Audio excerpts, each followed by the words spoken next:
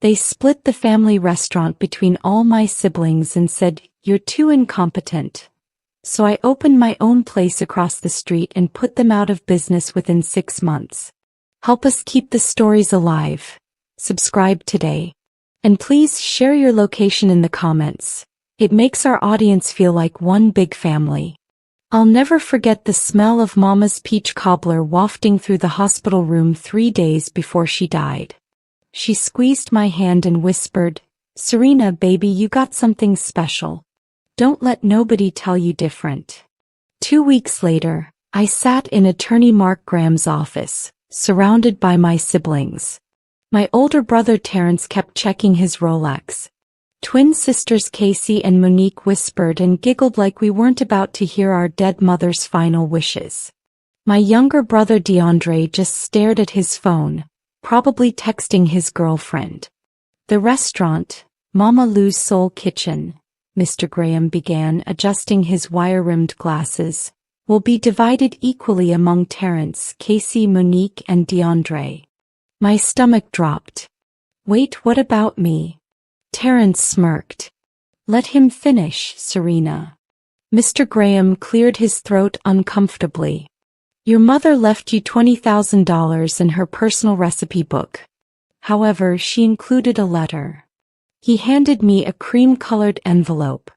My hands trembled as I opened it. "My dearest Serena," it read, "I love you, but managing a business requires skills you haven't developed. Your siblings have college degrees and business experience. I'm leaving you seed money instead. Use it wisely." The words blurred through my tears. 16 years I'd worked at that restaurant. 16 years of double shifts, covering for my siblings when they had more important things to do. 16 years of perfecting every recipe, learning every supplier, knowing every regular customer by name. "This is bullshit," I whispered. "Language," Casey said, examining her acrylic nails. Mama knew what she was doing. "You barely finished community college, girl. This takes real business sense." Something inside me shattered, then hardened into steel. 3 days after the will reading, Terrence called an official family meeting at the restaurant. Sunday evening after closing, the 5 of us sat in the main dining room where Mama's smiling photo hung on the wall. The scent of fried catfish and collard greens still lingered in the air. "First order of business," Terrence announced, pulling out a leather portfolio. "We're making some changes. The restaurant's been stagnant for years." Stagnant. I couldn't believe what I was hearing. "We've been packed every weekend. There's a waiting list for Sunday brunch." DeAndre laughed. "That's exactly the problem, sis. We're leaving money on the table. We need to modernize, increase prices, cut costs." Monique chimed in. "We're thinking of dropping some of the older menu items. Nobody wants oxtails and pig feet anymore. We need to attract a younger, more affluent demographic." My chest tightened. Those dishes are Mama's legacy. People drive from 3 counties away for her oxtails. "We're her legacy," Casey corrected coldly. "Mama's gone. This is our restaurant now." "Well, not yours, obviously." I stood up, chair scraping against the hardwood floor. "I worked here since I was 14 years old. I know every recipe by heart. I built relationships with every supplier in the city." Terrence leaned back, fingers steepled. "That's exactly why we want you to stay on. As a line cook. We'll pay you $12 an hour." 12. My voice cracked. I was making 18 as assistant manager. "You're not management anymore," he said simply. "Take it or leave it. And Serena? You're not allowed in the office or near the books. You're too emotional for business decisions." The word hung in the air like a slap. I took the job. I needed the money, and foolishly I thought I could change their minds. For 6 weeks I watched them destroy everything Mama built. They fired Miss Geneva, our 68-year-old hostess who'd been there since the restaurant opened. They replaced her with a 22-year-old Instagram model who couldn't tell collard greens from kale. They computerized ordering, but nobody knew how to use the system. On a packed Saturday night, I watched tickets pile up while my siblings argued in the office. I jumped in, organizing the kitchen, calling out orders, keeping everything running like always. "What the hell do you think you're doing?" Terrence stormed in, face red with anger. "Saving your ass," I shot back. "We had 50 orders backed up. I don't remember asking for your help." He grabbed my arm hard enough to bruise. "Your line, cook." That's it. The kitchen staff looked away, embarrassed. These people had worked alongside me for years, but now they saw me as beneath them too. Terrence had made sure of that, constantly reminding everyone that I was just kitchen help now. That night I found Mama's recipe book at home. Inside the front cover she'd written something I'd never noticed before.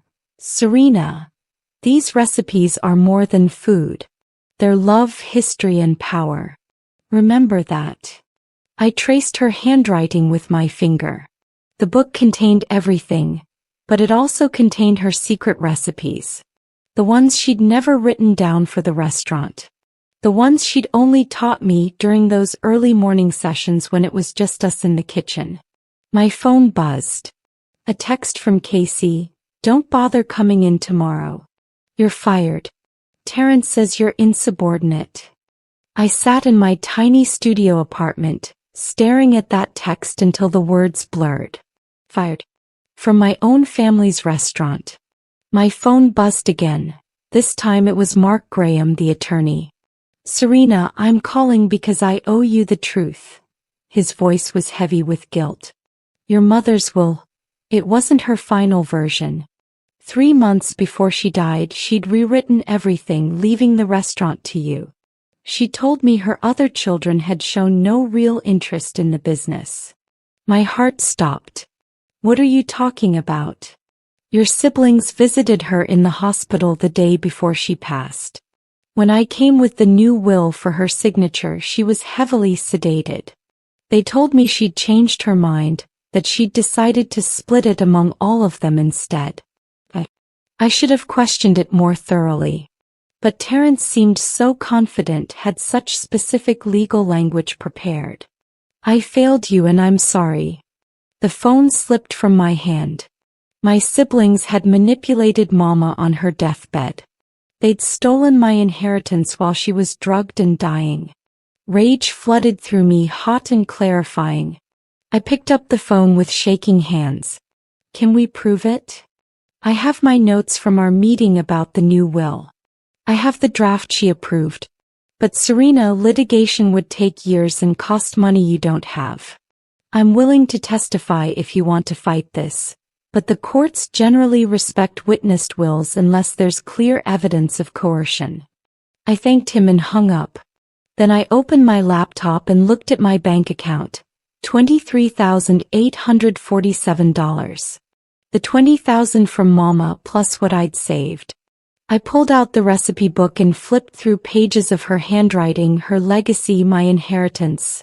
The one thing they couldn't take from me. Then I did something crazy. I searched for commercial real estate. The building sat directly across the street from Mama Lou's Soul Kitchen, an old diner that had been vacant for 8 months. The previous owner had died and his kids wanted it gone fast. The real estate agent, Beatrice Joyner, was skeptical when I called. "It needs work," she warned as we walked through the space the next morning. "Plumbing issues, outdated electrical, the kitchen equipment is ancient."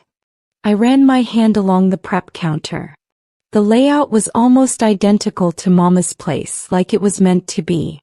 Sunlight streamed through grimy windows, and I could see my siblings' restaurant across the street. Terrence was parking his BMW, probably heading in to make more improvements. "The owner's kids want $35,000, Beatrice said.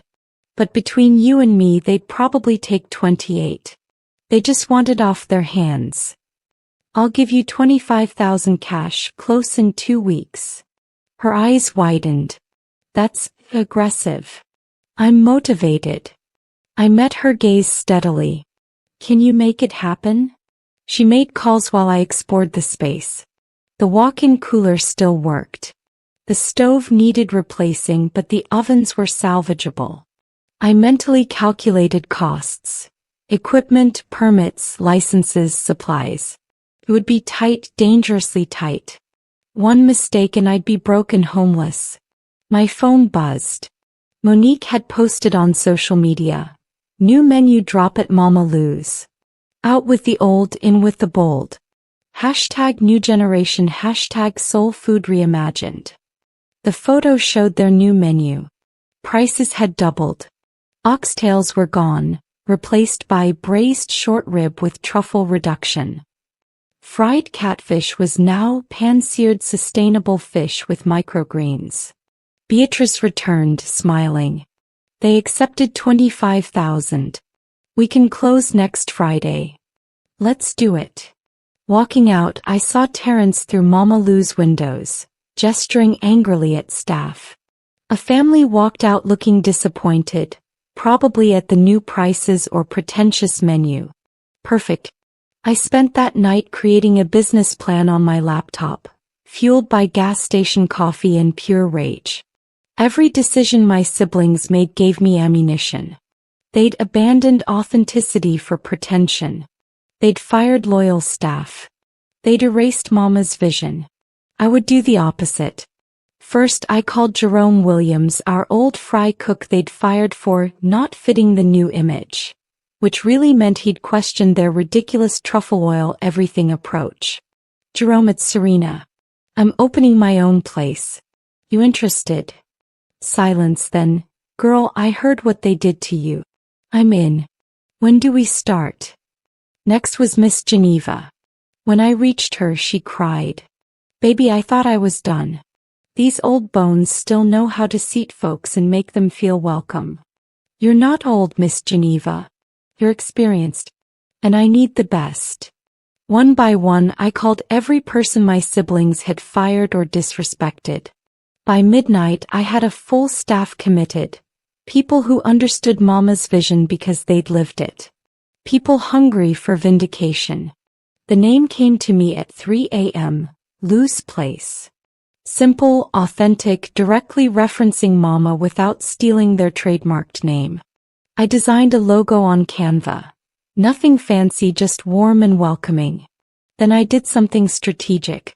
I pulled out Mama's secret recipe book and selected her most legendary dishes, the ones she'd never put on the restaurant menu.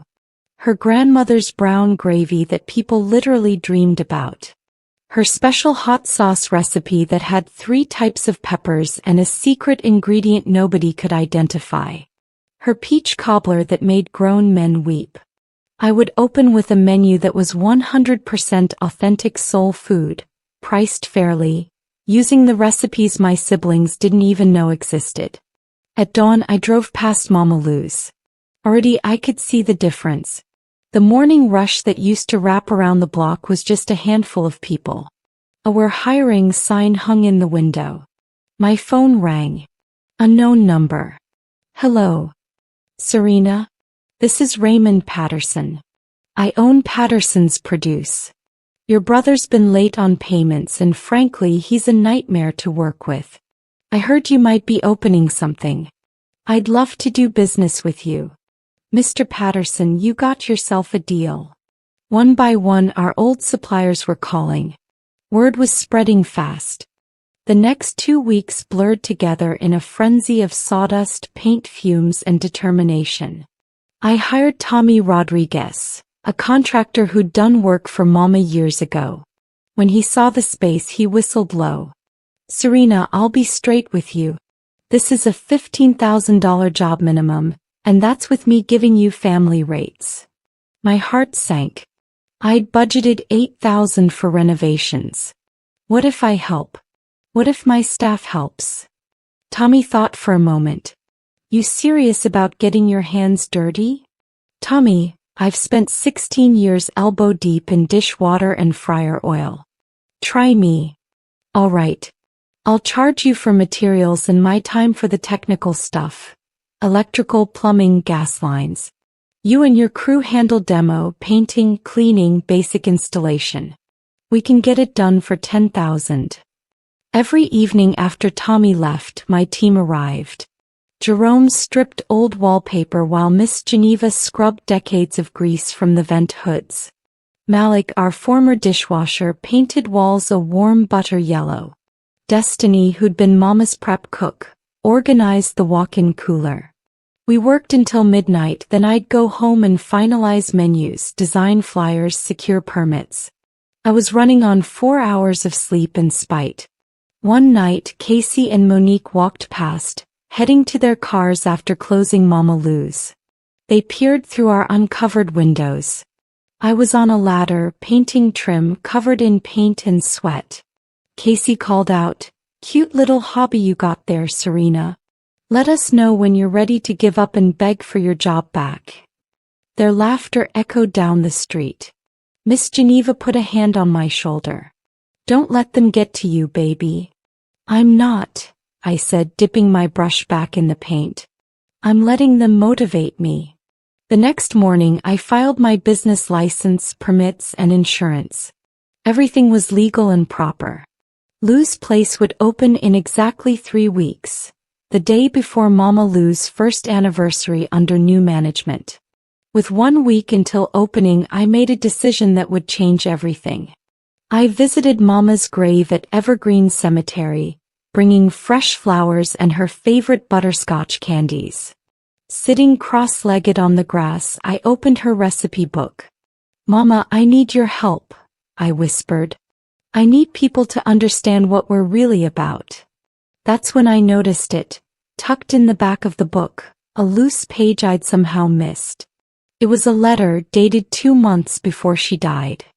"Serena, if you're reading this, then my other children have shown their true colors. I'm not surprised, baby. I saw it coming. That's why I gave you this book and not them. These recipes aren't just food. They're our family's history, going back 5 generations.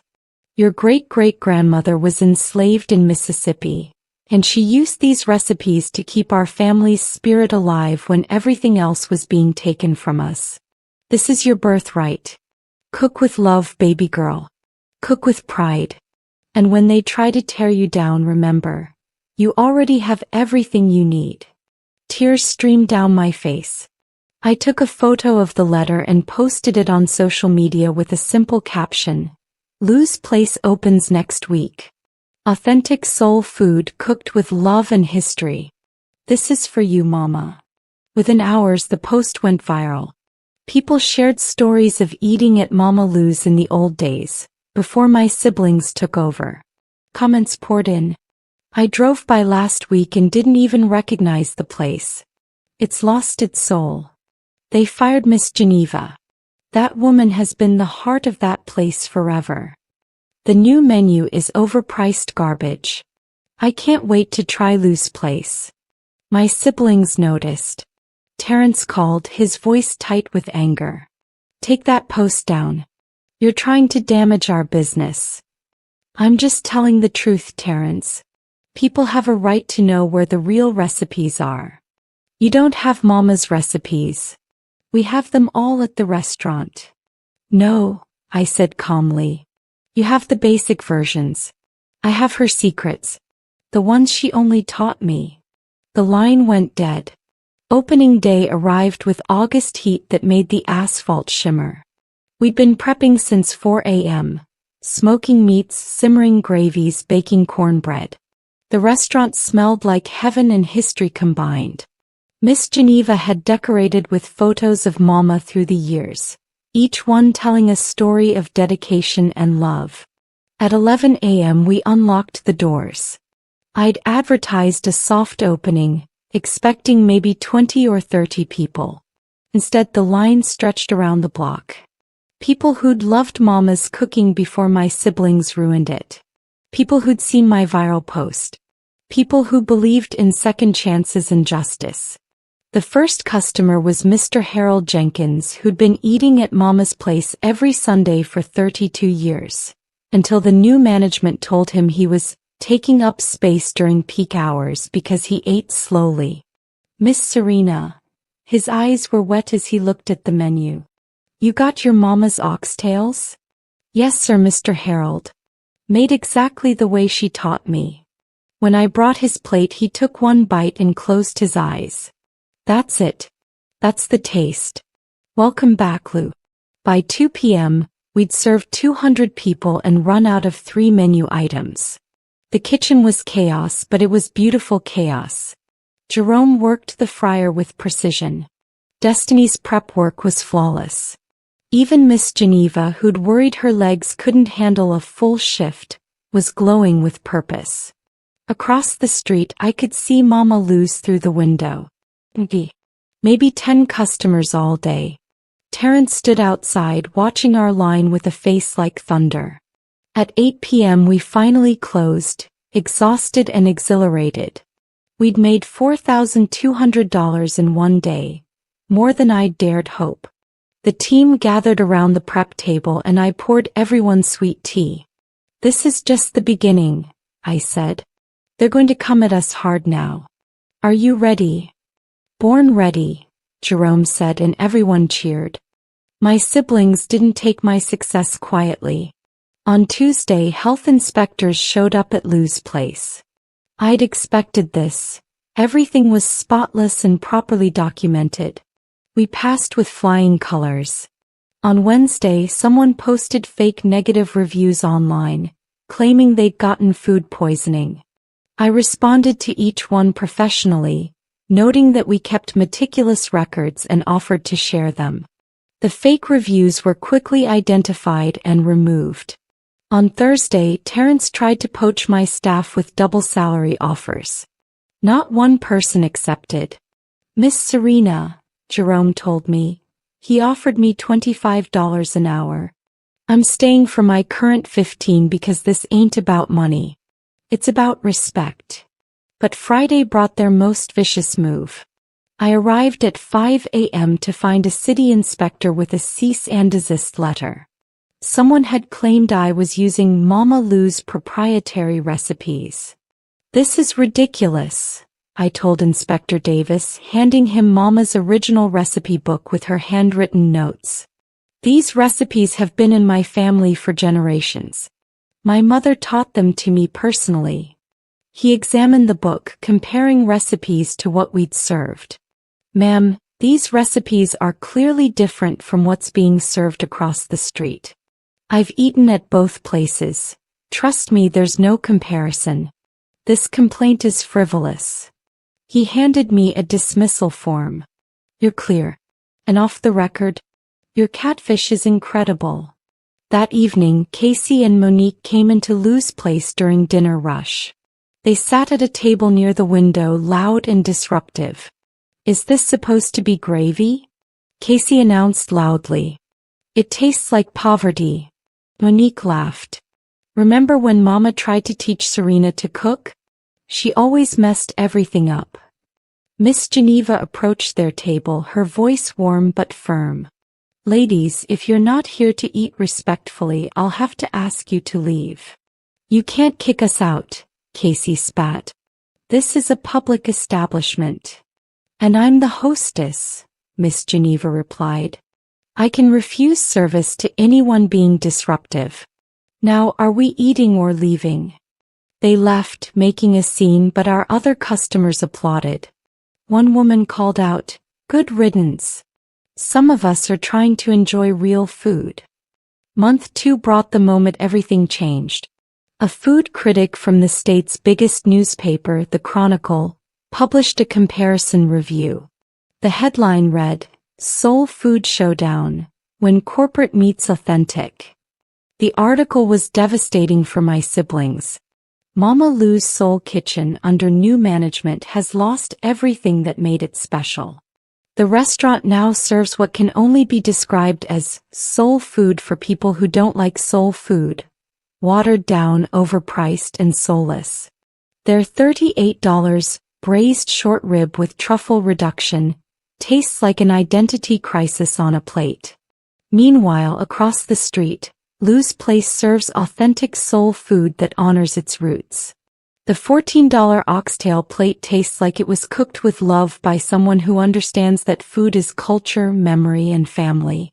Owner Serena Johnson, daughter of the legendary Louise Mama Lou Johnson, has created something remarkable, a restaurant that feels like coming home. The review included our backstory, how my siblings had pushed me out, how I'd open Lou's place with Mama's secret recipes. Social media exploded. People started calling it the Soul Food Wars, and we became a symbol of authentic success against corporate greed. Our daily revenue doubled overnight. We went from 200 customers a day to 400. I had to hire more staff, extend hours, and add a second seating for dinner.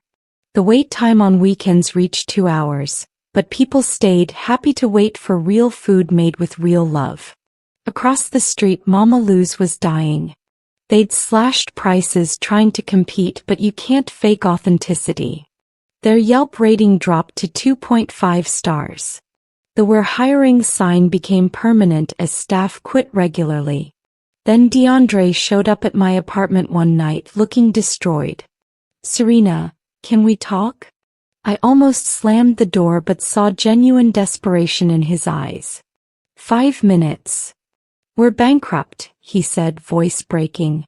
"The restaurant's losing $15,000 a month. Terrence took out loans against the property. We can't make payments. The bank's foreclosing in 60 days. And you're telling me this why? Because you were right. About everything. We destroyed what Mama built, and we destroyed it because we didn't respect it, didn't respect you." "I don't want your apology, DeAndre," I said, my voice harder than I'd ever heard it.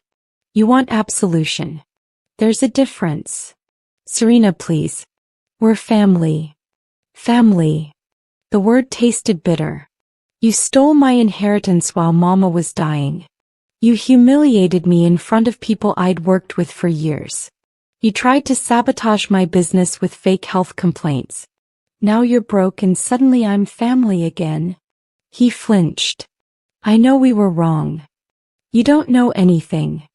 I pulled out my phone and showed him Mark Graham's message, the one about Mama's original will.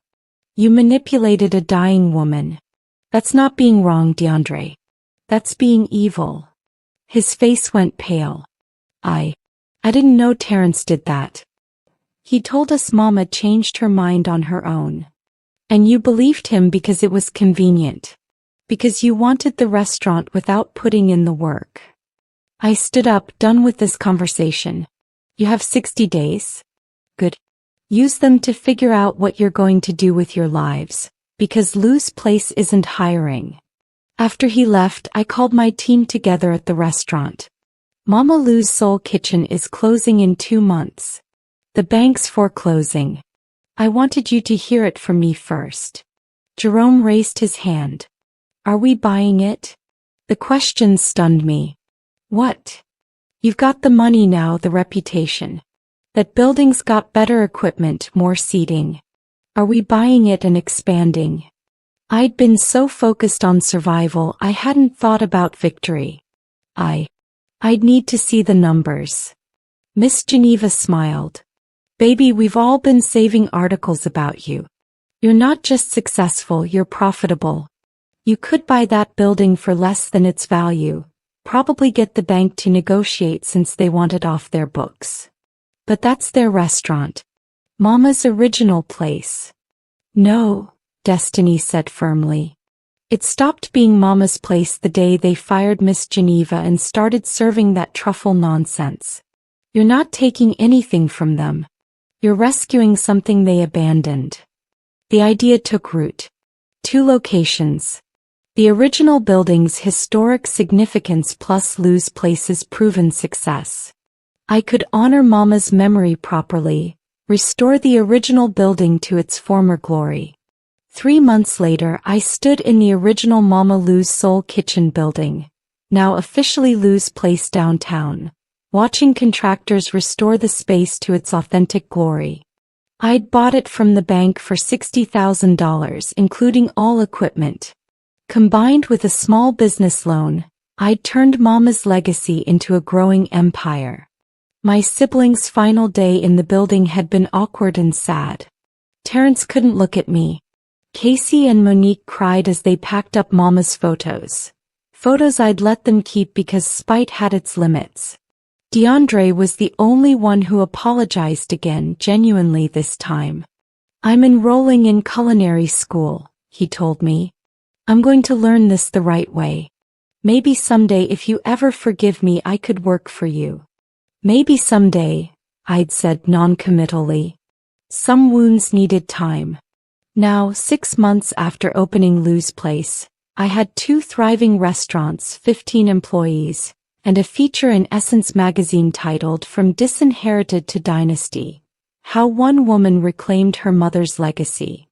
I'd hired a business manager, Beatrice Joyner's daughter Dana, who'd graduated with an MBA and believed in what we were building.